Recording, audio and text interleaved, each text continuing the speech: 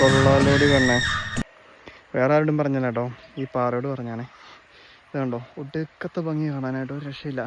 അതിങ്ങനെ പടന്ന് കിടക്കുക. ഇതാണ് ഈ മീനുളിയമ്പാറ എന്ന സ്ഥലം.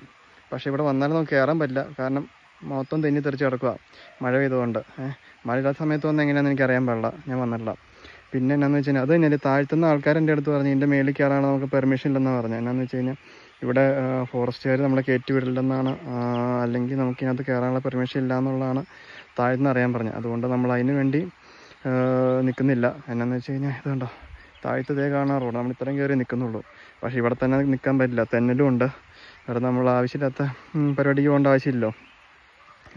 പിന്നെ എന്നാന്ന് വെച്ച് കഴിഞ്ഞാൽ നമ്മുടെ സേഫ്റ്റിയാണ് നമുക്ക് മുഖ്യം. പിന്നെ ഇങ്ങോട്ട് വന്നു കഴിഞ്ഞാൽ കാണാൻ അത്യാവശ്യം ഉണ്ട്.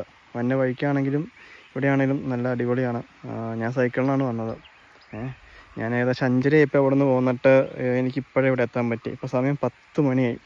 എനിക്കിപ്പോഴാണ് ശരിക്കും ഇപ്പോഴാണ് ഇവിടെ എനിക്ക് എത്താൻ പറ്റിയത്. കാരണം വന്ന വഴിക്ക് നിരപ്പ് റോഡല്ല, നല്ല രീതിയിൽ കയറ്റമുണ്ട്. അത്യാവശ്യം നല്ല ദൂരവും നല്ല നല്ല കുത്തനെയുള്ള കയറ്റമാണ്. അപ്പോൾ അതുകൊണ്ട് വരുന്ന സൈക്കിളിന് വരാൻ അത്ര എക്സ്പീരിയൻസ് ഉള്ളവർ മാത്രം വന്നാൽ മതി. അല്ലെങ്കിൽ ബൈക്കിനെല്ലാം ബൈക്കോ കാറോ ആ രീതിയിലൊക്കെ വരാൻ നോക്കുക. സൈക്കിളിനൊക്കെ വരുവാണെങ്കിൽ ഇച്ചിരി എക്സ്പീരിയൻസ് ഇല്ലാത്തവരൊക്കെ അത്യാവശ്യം നല്ല സൈക്കിളോ അല്ലെങ്കിൽ ചവിട്ടി ആളുടെ ഉപ്പാട് തിരിയും. അപ്പോൾ അതുകൊണ്ട് വരാൻ താല്പര്യമുള്ളവർ പോരെ. വന്നു കഴിഞ്ഞാൽ കാണാനുണ്ട് ഇവിടെ. മേളിൽ കയറിയില്ലെങ്കിലും കാണാൻ അത്യാവശ്യമുണ്ട് ഇവിടെ. കൊള്ളാം, അടിപൊളി. ഓക്കെ.